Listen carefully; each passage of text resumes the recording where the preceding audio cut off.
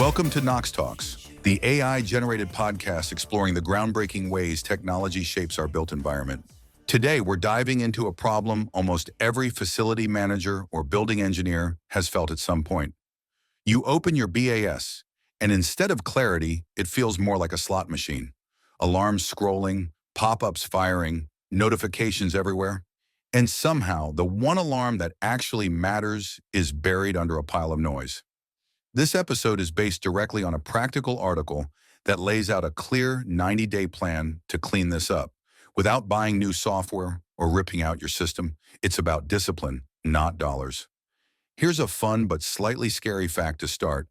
Industry studies referenced by groups like ASHRAE consistently show that operators start ignoring alarms when more than about 30 to 40 alarms a day hit the console. Many commercial buildings generate hundreds. At that point, alarms stop being decision support and become background noise. That's when real failures slip through. First, an important line in the sand. BAS alarms are not life safety alarms. Fire and life safety systems live in a governed, code-driven world with authorities having jurisdiction, testing regimes, and strict boundaries. BAS alarms are operational tools. They exist to help people make faster, smarter maintenance and operations decisions. Mixing those responsibilities is how confusion and risk creep in. Now here's the core issue. Most things we call alarms in a BAS aren't really alarms at all. They're status updates, notifications, or logs that ended up in the wrong place. A real alarm is something abnormal that needs timely action. A pump failure, a main AHU supply fan down, a sustained freeze risk. If it fires over and over and nobody ever acts, that's your signal that it doesn't belong in the alarm console or nobody knows what to do with it. So why does alarm chaos happen so consistently across buildings? One big reason is alarm flooding. One root cause, like a failed AHU, can trigger dozens of downstream zone alarms. By the time someone finds the real issue, they've wasted half an hour chasing symptoms. Another is nuisance thresholds. No deadbands, no delays, set points that don't reflect reality. A sensor bouncing around a limit can generate an alarm every 30 seconds and slowly train operators to ignore everything. Then there's flat priority. When everything looks critical, nothing is.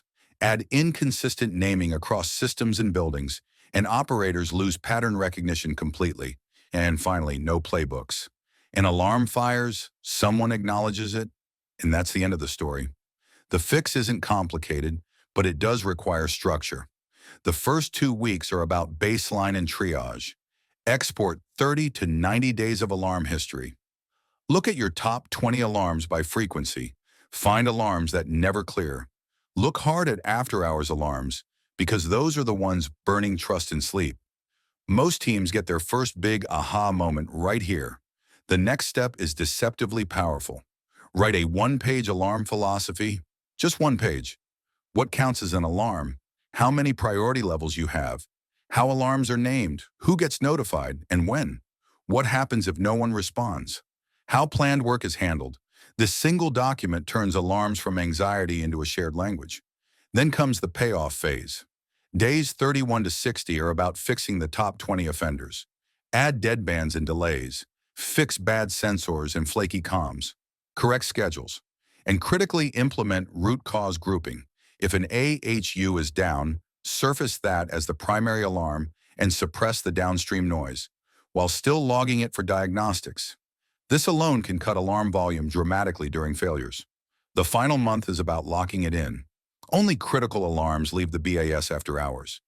Escalation rules are clear. Maintenance modes suppress expected noise.